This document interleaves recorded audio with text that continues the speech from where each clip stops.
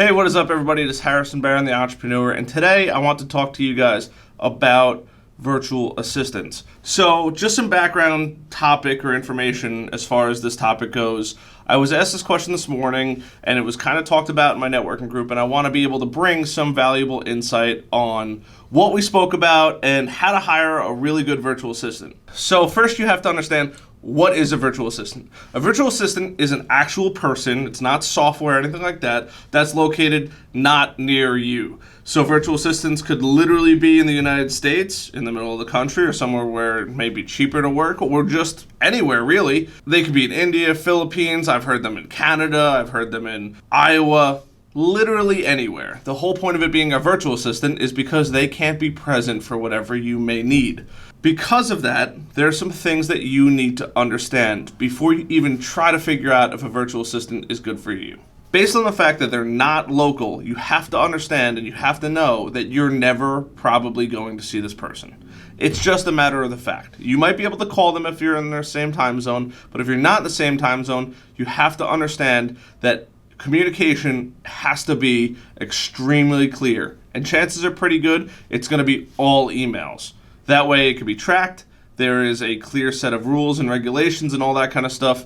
And when you have emails, you don't have to worry about them disappearing. But clarity has to be the number one concern because we all read things and misinterpret things. When you're working with your virtual assistant, in order to not throw money away, you really, really have to be clear. Remember, you can't really talk to this person either on the phone or in person. So whatever messages you send have to be super, super clear. So how do they operate? Typically, you buy hours of their time. You could buy 5 hours, 10 hours. Some of them you pay for a project. Whatever their billing method is, you have to understand that before you go into it. You can't expect to buy 40 hours and expect them to get 60 hours worth of work done in a week. You also can't expect to buy 40 hours and only give them 20 hours for the week of work and expect to get refunded for the other 20 hours. If you're buying their time, you have to understand that. And they're going to work for those 40 hours. Now, what is the cost associated with those times? It really depends on where the person lives. For example, if they live in India, typically they're a little cheaper. You also have to remember that English is probably not their native language. So there may be some kind of communication barriers when you're going to speak to those people. It's not a big deal, but you have to remember what you're hiring that virtual assistant for. Is it for scheduling? Is it for research? Is it for every day-to-day task? It doesn't matter what it is, but you have to remember what you're getting. If English is more important, you can probably find somebody with a master's or doctorate degree somewhere in the world who's willing to work for maybe a couple dollars more because they have a higher degree, but they're going to be able to speak pretty good English, if that's something that's really important to you. If you're looking for just purely knowledge or ability to break down and go through analytics and numbers and things like that, that's another skill you need to work on and need to make sure that that is specifically what you're looking for. Virtual assistants cannot and will not do everything under the sun. You can't expect them to replace you in the business. That is the number one thing that people get wrong. They think, oh, I have a virtual assistant. I can just have them do everything. Absolutely not. You're going to fail. You're going to get really angry. It's not worth it. You can't do that because they're people. Some people have good skills in certain areas and bad skills in other areas. That's what makes us human. You have to remember that when it comes to your virtual assistant because if you don't, you're going to run into a lot of issues with multitude of different things, from expectations to not getting things done correctly. So do you need one? Now, I love this question because this is where it really starts to break off. If you think you need a virtual assistant, figure out what it is you'd want them to do and figure out how much time it takes for that person to do it. When you hire a virtual assistant, a majority of your cost is going to come up front and then it's going to dwindle down to less and less and less over time, and I'm going to explain that in a second. But to figure out if you need one, you have to make sure that whatever you're asking that person, it's not too difficult. Or if it is too difficult, it's a specialty. So if it's a law, if it's finance, or whatever it may be, it has to be a specialty. That way you know, hey, I need somebody that could run bookkeeping. Okay, great. Let me go find a virtual assistant. Perfect. Now I can find virtual assistants that specialize in bookkeeping. Super, super, super important when it comes to that. Because you can't expect the bookkeeper to be flawless in English. There's going to be a barrier of separation there. Once you figure out if you need one, and you can figure out if it's kind of a generalist idea or really niche, then you could really start to look for the virtual assistants.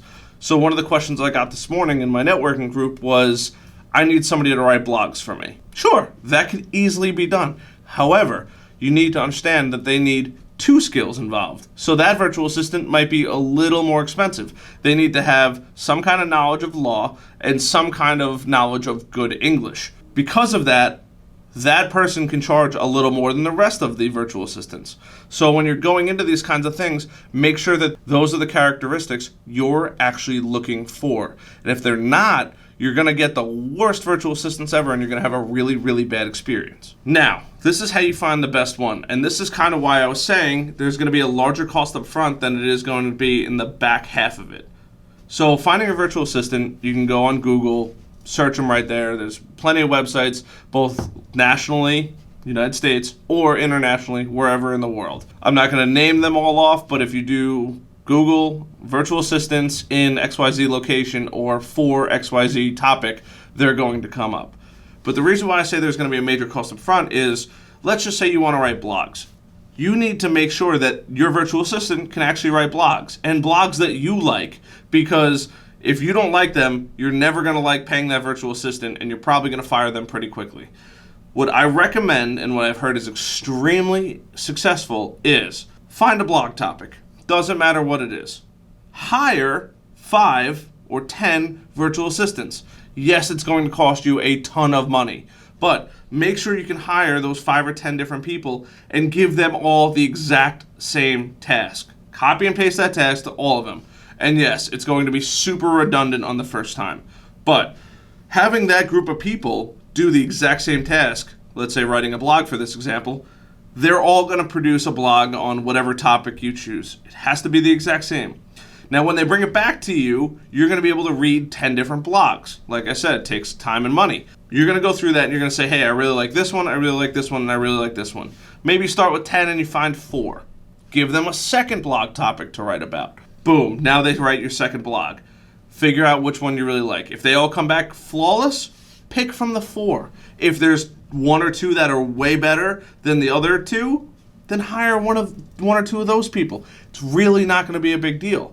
Once you find your virtual assistant, that's when you strike gold. But it's going to be this kind of painstaking process up front where you're going to hire a bunch of them, see which ones you really like based on the tasks that you need filled out and done, then analyze what they did. From there, now you get to pick which one you really want, and make sure when you're picking your pool of people that they have the same structure, billing structure, or hour structure that you like. Don't expect those people to change. That's what they're going to do.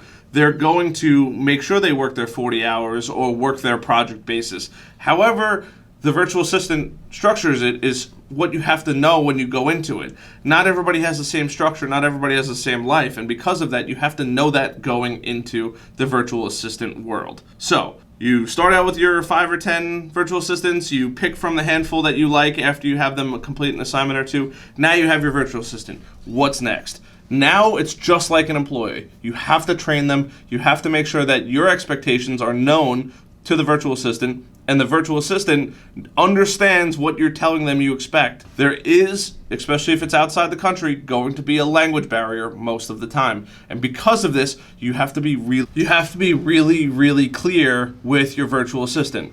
And when I say clear, I mean you have to make sure that they understand everything that you expect, and you have to make sure that they understand everything that you expect.